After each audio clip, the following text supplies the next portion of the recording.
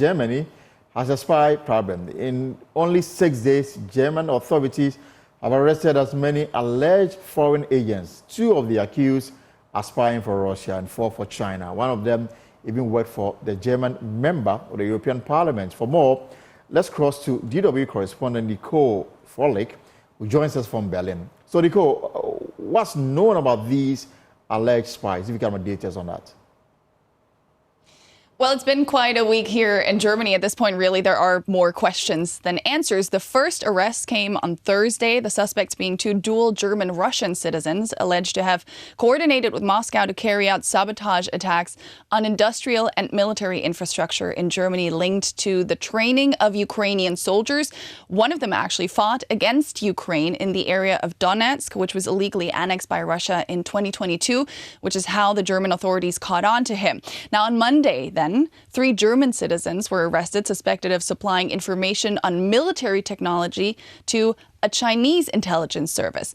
The prosecutor says 2 of them ran a company that partnered with a university here in Germany to study advances in the technological sector that could be used for military equipment. They're also accused of illegally exporting a laser, which is considered a dual-use item, so a civilian object that can be used for military purposes.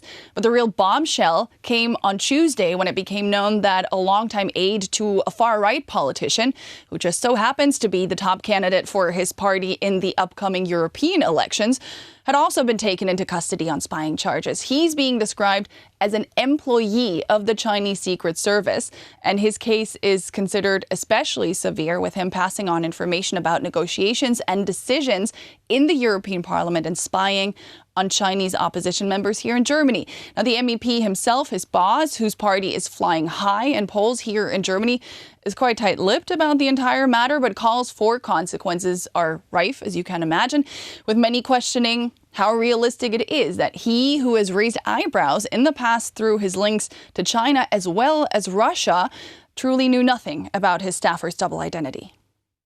So, Nicole, I'm more interested in how big this threat is. Now, especially this last case has, of course, sent shockwaves through the country. The German Interior Minister has called it an attack on European democracy from within. And she's not alone in her assessment. The head of Germany's domestic intelligence agency told DW in an exclusive interview that the current threat level is comparable to that of the Cold War. And he's well aware of those arrested just representing the tip of the iceberg. He called acts of espionage in Germany incessant, but also warned that the threat of acts of sabotage, cyber attacks, and and misinformation campaigns is extremely high, especially coming out of Russia. And Germany is a very prominent target here, not just because of its physical location in the heart of Europe, but also because of its global political and economic relevance, particularly in the case of China, and its staunch support for Ukraine in the case of Russia. There's also another issue that has German authorities on high alert. Tell us about it. Well, the threat of an Islamist terror attack is considered high, especially as Germany heads into hosting the European Football Championship this summer, and Paris gets ready for the Olympics. The German intelligence chief tells us there is information about the Islamic State Khorasan province group encouraging attacks similar to the ones in Paris and Brussels, both of them devastating. Your viewers might remember. The most likely scenarios are believed to be those involving foreign hit teams that could have already infiltrated the country, planning big attacks, or domestically radicalized individuals, lone wolves as they're known, setting out on smaller scale attacks like the ones we've seen more often in recent years here in Europe. Now, the situation, of course, more volatile because of the crisis in the Middle East, but German authorities insist they are well prepared and well enough coordinated to thwart any terror plots. Similar messaging coming out of Paris, but that might not be enough to quell the unease of those planning their visits to these mass events. Nicole, thank you very much for your time this afternoon from Berlin, Germany.